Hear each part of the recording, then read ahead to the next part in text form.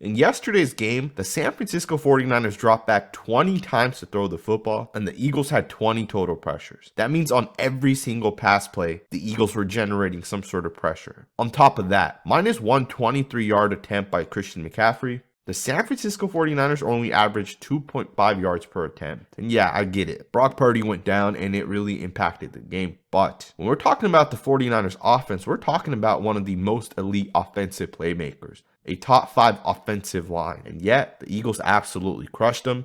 Let's get right into the tape. On the second play of the game, the Niners are going to run the football and they're going to pick up absolutely no yards. And a big part of this was the front that the Philadelphia Eagles showed. Now, believe it or not, this defensive front is not new to the Eagles, but it's the perfect front to stop a wide zone. On top of that, the way these defensive players were playing it was absolutely perfect. First and foremost, I want you guys to watch Kaiser White, the linebacker. He's going to do a great job filling his gap. At the same time, you're going to get Gardner Johnson just to the right of your screen who's going to jump the backside gap. And that's very important because one of the big parts of these zone plays is oftentimes the cutback lanes. So not only does Johnson jump the backside gap, but White is going to fill the front side gap. Both of these guys are right there making the play. This was kind of what happened throughout the game. Let's go ahead and get into the next rep.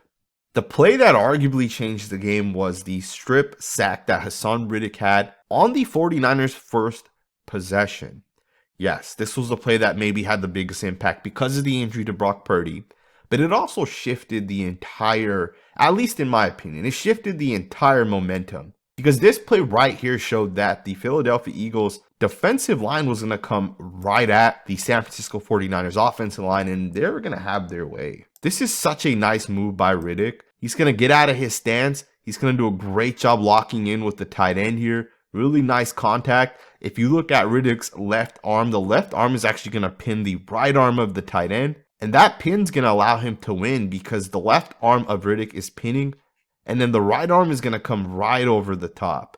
And that right there allows him to win. The right arm coming over the top comes down. And at this point, he has leverage on the tight end. And Purdy does not see the hit coming by Reddick. The forced fumble, the hit, absolutely beautiful job. In my opinion, this play right here shifted the entire momentum because the Eagles' defensive line knew it at this point. And it continued throughout the game.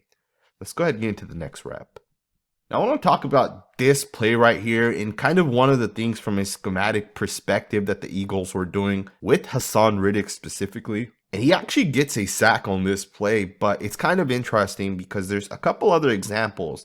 And I'll show you guys a couple plays as well after this play, but the thing I want you guys to realize with this play is if you guys watch the right tackle is going to block down, as is the guard, the center. And generally speaking, when these guys start to block down as a defensive end, you kind of crash downwards to defend the backside run, but the Eagles didn't do that. Instead, the Eagles had Reddick just jump the backside and either go directly at the quarterback or try to jump the handoff. This worked.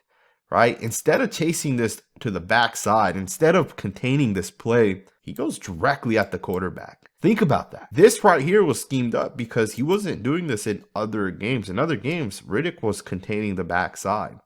And in this game, he wasn't. In this game, he was going directly at the quarterback or directly towards the running back. Here's another example of that. Reddick is going to once again go unblocked, and he's going to go directly upfield. Now, keep in mind, a lot of the time, these defensive ends are taught to go and take on the holding offensive lineman directly. They're taught that you don't want to leave too much of a gap to the outside. But that's not what Reddick's going to do. He's going to go directly at Samuel, and he's going to try to get that guy. He's going to take that wide angle. Right? It's something that the Eagles did, and I think it worked really, really well. Because between the sacks and the pressures, getting upfield oftentimes allows guys to reset the line of scrimmage, and this is a great example of that. Right? Force the cutback. On this play, yeah, he does get blocked, but he's going to just run right upfield, and that right there forces the running back to have to cut this to the backside. Now, this is great pursuit by the rest of the defense because there was no cutback lanes for Christian McCaffrey. Great job by Sweat and White and Cox and the backside safety to be able to shut this play down. And this play ends up losing 3 yards. It was these type of plays over the course of the game that allowed, in my opinion, the Eagles to just crush the San Francisco 49ers. Now, I absolutely love Haason Reddick and kind of what he brings to the Eagles, but another player that I love just as much is defensive tackle Javon Hargrave. I think Hargrave is a special defensive tackle, and I don't think he gets the love that some of the other interior guys get. In my opinion, Hargrave has shown it over the last 2 seasons why he's so damn good. And he just flashes over and over and over again on tape, and this is just one of those examples. He's going to be put into a one-on-one situation here with Aaron Banks, the left guard of the San Francisco 49ers, a second-year player who I think is a very good football player. And you're going to see Hargrave just swat his hands away right at the point of attack. This is how you win football games. The individual reps within a game that allow you to win. Hargrave does a great job swatting Banks' hand right there. And just that simple swipe basically allows him to win this rep. Super simple, super quick, super explosive. And that right there allows him to hit the edge and win this rep. And he gets to the quarterback and basically brings the quarterback down for a sack. 5-yard loss on this play right here because Hargrave's able to give Aaron Banks, who throws a punch, the double hand swipe. The swipe allows Hargrave to get to the edge.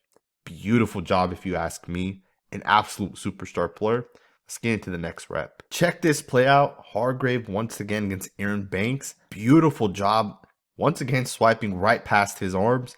That right there is such a nice move. The thing that really sticks out to me is how effective it is. Banks is going to take a punch with the left hand. Great job striking. And Hargrave just does a really nice job with the right hand to swipe that arm away. And that swipe right there allows him to get to the edge. That swipe right there allows him to turn the corner. And it's just so damn effective and quick. And that right there is what makes him such a great player. That's why he had so many sacks over the last 2 seasons. And that's why he's one of the most dominant interior defensive linemen in the entire NFL. 2nd and 10, Christian McCaffrey is going to run it for a 23-yard touchdown. This is a nicely designed play by the Niners. They run this about 2 times a game. They call it and it hits for a touchdown, but the Eagles actually had this play stopped.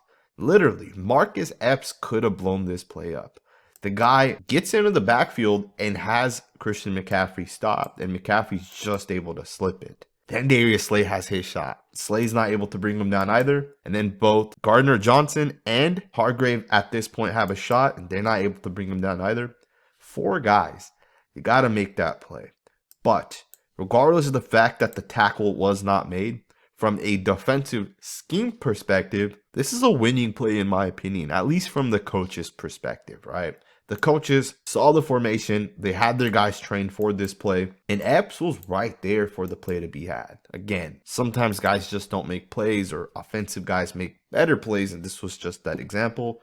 Just want to point it out. Let's go ahead and get into the next rep. Yesterday, Ndamukong Suh showed up in a massive way. Here he is against Spencer Burford, the rookie right guard, and he's going to just shed him and get right over the top, and he's going to get to the quarterback.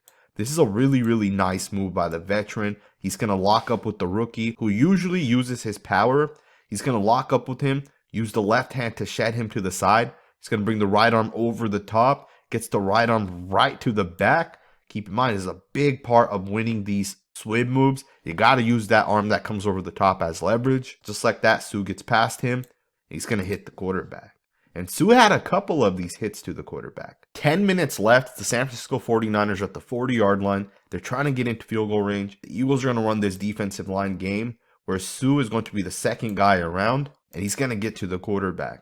Now, yeah, the quarterback does roll to the right, but part of that is also because he has pressure on the inside from Brandon Graham, forces the quarterback to step to the right, and here comes Suh on that defensive line game. The second guy that's coming on that game, and he's going to get to the quarterback, and he's going to smack the quarterback. This play right here was a big play because this team is trying to get into field goal range. They're trying to get some points on the board.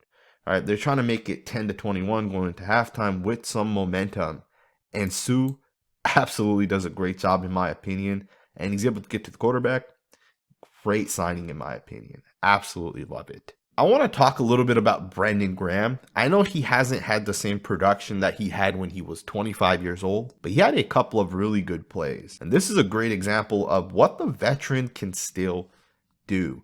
Now, he doesn't make the play, and I know everyone's going to look at this play and say, well, it doesn't make the play. But this play does go for a loss of 4 yards. Now, there's a part of this play that I don't think people are realizing. That's a very important part. And that is that they're trying to get Deebo Samuel around to the outside.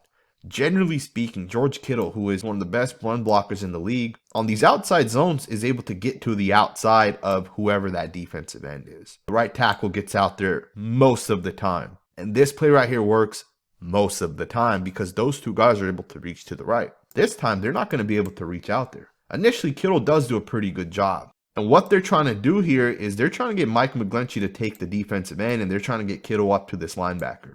And that would allow Samuel to essentially get to the outside. But what's going to happen on this play is Graham's going to do a great job fighting through that block, and he's not going to let either of those guys get to the outside. And because of that, Samuel has to take a wider angle. Samuel has to go all the way to the outside. And not only do those two guys not block Brandon Graham, but then the linebacker goes unblocked as well. So the linebacker is able to flow out there and help stop this play.